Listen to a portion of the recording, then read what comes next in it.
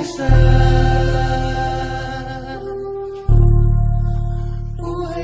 Pumasok ng gangsta sa edad ko 14 years old. Tinanggap ko 30 second na soccer, matay blindfold. Halos sumabog ang shoulder, tiklop ko para folder. Hindi naman soldier pero ang war is not over. Aking burn forever, nasa magkabilang daliri. Mga tusok ng karayo, marka ng mananatili. Alam ko mali pero buhay ko dito naging makulay. Bala ang alay para sa aming mga kaaway. Ang mawalay sa amin na mahal ako'y nakahanda na. May tiyempo ang kalaban ng edad, ihihito na.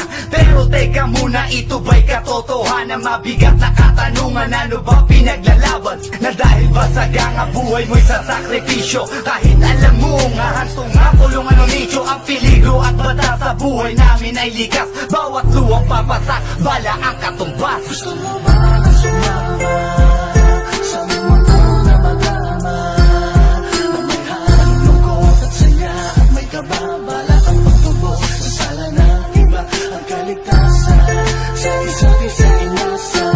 Yan ang buhay ng gangsta, yan ang buhay ng gangsta, buhay ng gangsta.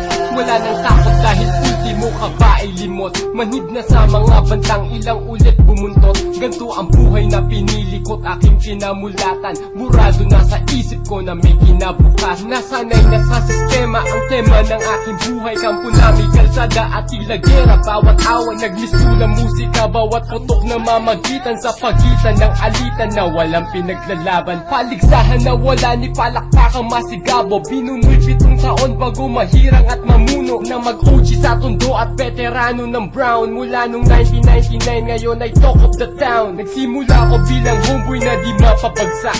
Ni hindi ko ininda ang natamong 5 saksak. Ang mapahamak ay alam ko na't akin ang inasahan. Ang pagdanak ng dugo sa aming mundo'y di maiwasan. Gusto mo ba na sumama sa mundo na magama, na may harang lungkot at saya at may kababala ang pagtubo sa sala ng iba ang kaligtasan sa isa't isa inasa. Yan ang buhay ng gangsta, yan ang buhay ng gangsta, buhay ng gangsta.